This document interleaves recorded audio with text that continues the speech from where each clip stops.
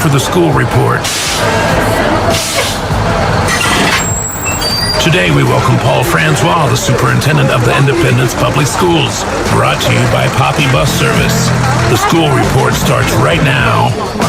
That is right, everybody. It is Friday. It is time for your school report. And if you're watching online, I was wondering, Paul has done something different with his hair. Oh, no, actually, we're sitting here talking with Tracy Halama. Tracy, good morning to you. Good morning. How are you doing this morning? I'm good. Coming off a high after last night's win for the girls basketball team. No kidding. Can you move that microphone over just a little closer to you? There we go. They had a great game last night, didn't they? They sure did, yeah. Came out strong in the second half and pulled ahead. Yep, we're excited about it here. You heard Butch talk, and he's excited about all these games going on, and we're really proud of all the kids who are out there playing and doing their best out there. So, Tracy, what is your role at the school there? I am the district secretary. I am like the behind the scenes of all the administrators and at the front desk for students. Okay, all right. And so you got picked out of a straw of hats to talk about what's going on around the area there, huh? Yeah, it was a small pick, but I drew the stick. You were the winner, so if you get to go stop, get some coffee on the way home. Just tell them it took a little extra longer. I'll let you do that. I'll even write you a pass if you need one. So we can jump right into it. So February, you had your parent-teacher conferences. We did. So in February, we do 2 conferences on 2 Wednesdays back to back from 4 to 8. So we do a full day of school, and then we have the conferences. And because it's in the evening, the teachers haven't gone home for supper, so 2 of our groups host that. The first one is the History Club, and their proceeds are going to their trip to Iceland in June. So the advisor is Mr. Nix, and he's going to take 4 staff or chaperones with 3 parents and 10 students on a 9-day trip of Iceland. So that is something I will be going myself, so I'm looking forward to it. Cool. And then the second group is the HOSA group, Health Occupation Students. They're led by Mr. Gunther and Mrs. Guza, and then they use their funds for state leadership. Oh, that is so great. And, we were talking about sports a little bit, and you got some high school wrestling, basketball, powerlifting, girls basketball, and much more coming up. Yeah, so the Indies this year for wrestling, we hosted the Indie Invite, our annual invite, and we do... Mr. Schmidt runs that, and then he also honors someone, and this year he honored his wife, Judy, for all her services, and he kind of jokingly said just for putting up with him for so many years, but she also does a lot for the wrestling tournaments. Yeah. And then we held the WIA wrestling sectionals on Saturday the 14th, and we brought in over 700 spectators, and it was huge. Like, I just lived down the street, and the parking was all the way up the street, and I believe some at the St. Pierre and Paul parking. So it took a lot of people. Mr. Schmidt does a great job heading that. A lot of staff. They bring in wrestling alumni, and they have a great crew. Yeah, that is so great. And you got state powerlifting today, it looks like, today through Sunday. Yeah, so we have five, I believe 5 people. Let me just check. So we have 2 from Gilmington, Glenn Turner Jr. and Brady Killian. And then from Independence, we have Jocelyn Sandoval Reyes, Danica Eckern, Peyton Helgeson, Harper Smitsek, and Aaliyah Kirtley. And it's running today, tomorrow, and Sunday in Appleton. So those parents that have basketball kids and that, they are going to do a little running this weekend. Yeah, it's going to be a busy one for everyone.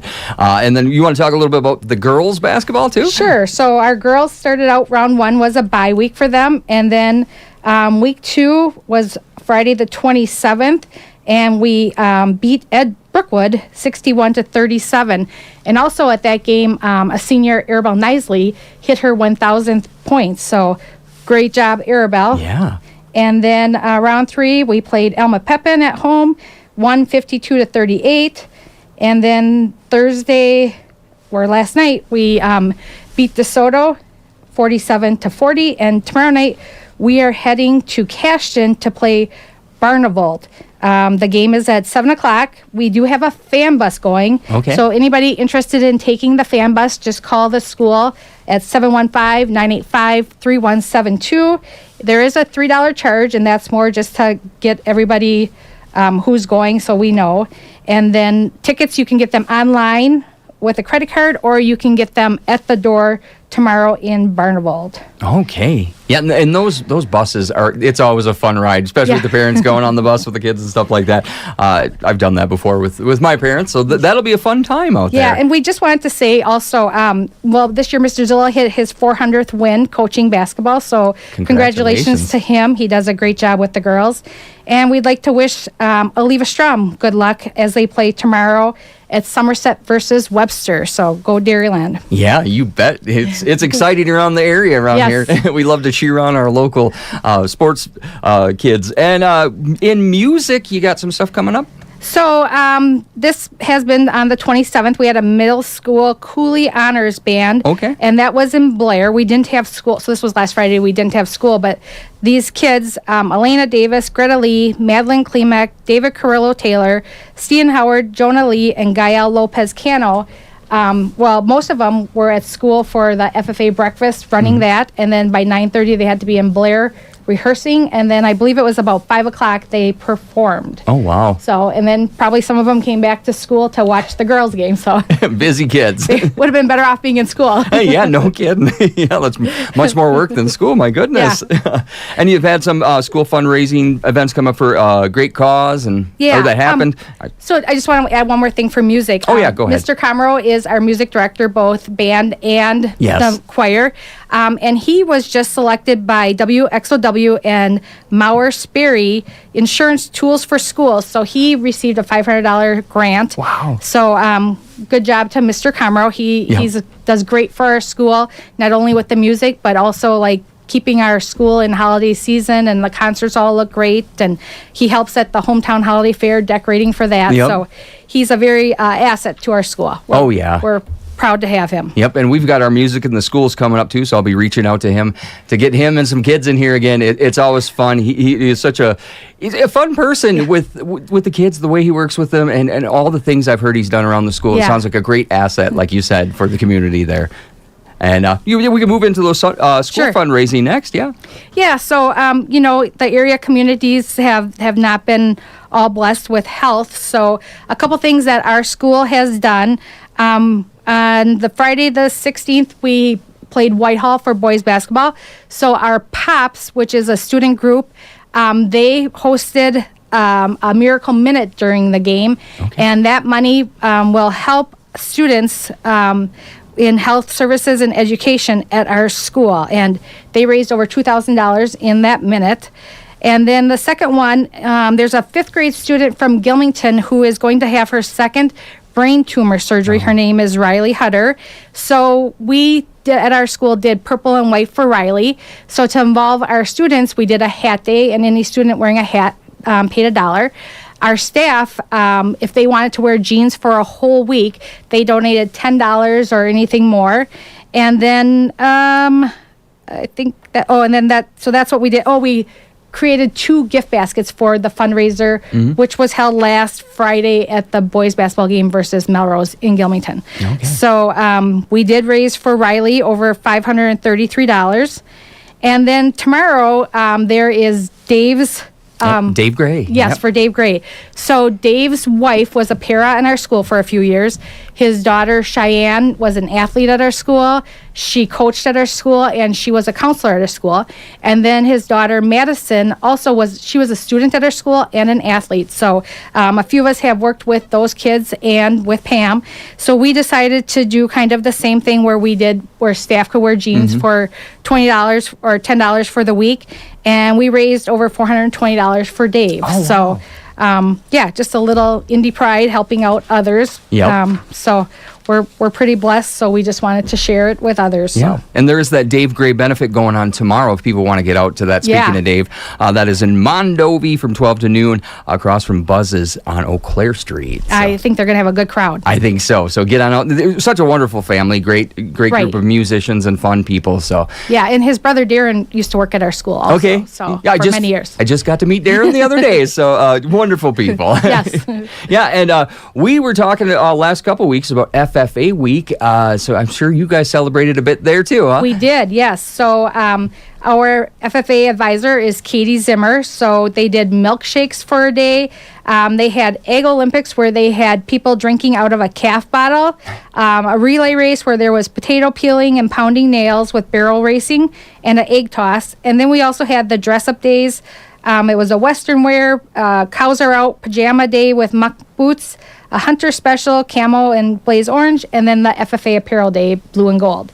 And then they ended the week with a community breakfast last Friday where from 6:30 till I believe it was like 9, they invited in the staff. We had in service that day, so we came for breakfast, and then people from the community also came in. Oh, wow, yeah. And it was really fun. We had all the interviews with the kids that we were playing, and to hear them and how excited they are. It's amazing. It's good to see, you probably see more of it, but it's good to see these young kids get involved in these things and grow into, nice, respectful humans. Yep, that's always a success for us when that happens. Yeah, exactly. And you want to talk a bit about the community events? Sure. So in June, Independence is celebrating their 150th anniversary, and we had a couple students who are going to create something about the history of Independence. So they took time last week and met with our mayor, Tom Kloss, and they were learning how unique areas of our community. So they learned how the clock tower works. One of the students, Maddox Prinjinsky, he was offered the chance to wind the clock.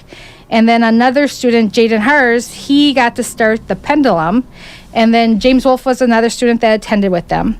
And they said it was an unforgettable experience, and we're grateful for the community members to involve our students. So, there's a lot of great things happening in June for that 150th celebration. Yeah. So we're just kind of slowly preparing the town for that. Yep, I'm sure a lot of people are getting ready for that one. That's going to be a big celebration. Yes. So, and then you've got some winter sports and a bunch of stuff coming up. It looks like we should probably go through all of that, huh? So Monday we're hosting our winter sports banquet. And that is for the students of athletic students of Independence and Gilmington. Track also starts on Monday. There's a blood drive on Thursday, and then along with girls basketball state, I hope that we are attending. Yep.